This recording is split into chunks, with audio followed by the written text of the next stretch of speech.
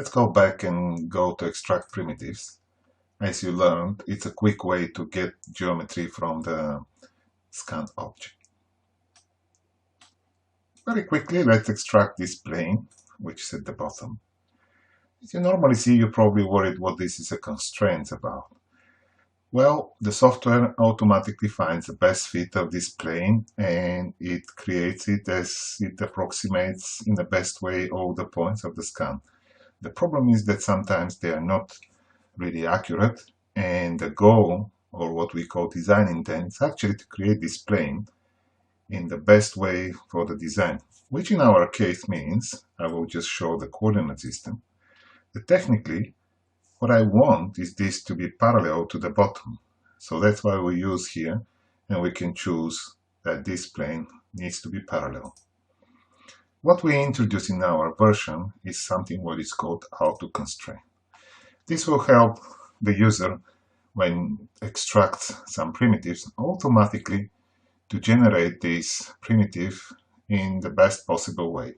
Let's explore what the parameters means. This plane exists in space, but it can be a little bit tilted and not aligned to any specific plane. So this will control when the created primitive will be actually constrained to some of the other primitives, in this case to be parallel to the bottom.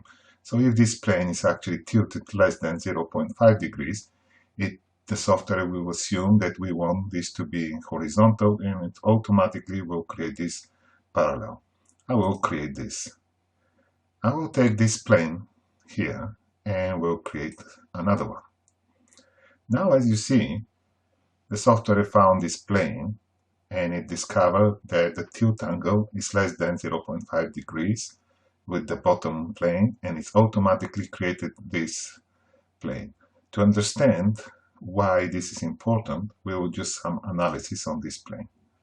As you can see now, everything is in blue and red because the scan surface here is not what we want. Of course, we can remove the constraint, and you see that the fit plane approximates the scan data very well, but it's not actually parallel to the bottom. So that's why it's quite useful to use this auto constraint option to make sure that all these planes are parallel. In this way, I'm really confident now that this is more manufacturable. Let's explore some other options. I will just pick this cylinder and will create the cylinder. The software will try again to auto constrain this.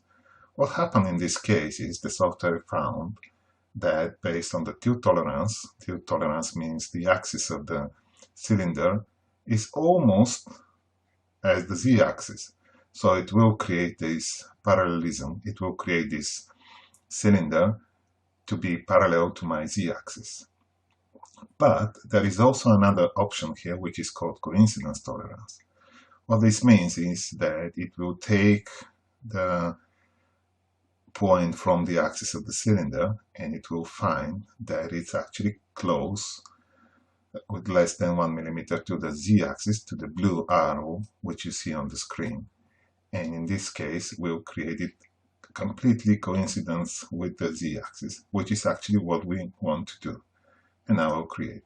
We'll carry on and create another cylinder here to demonstrate again.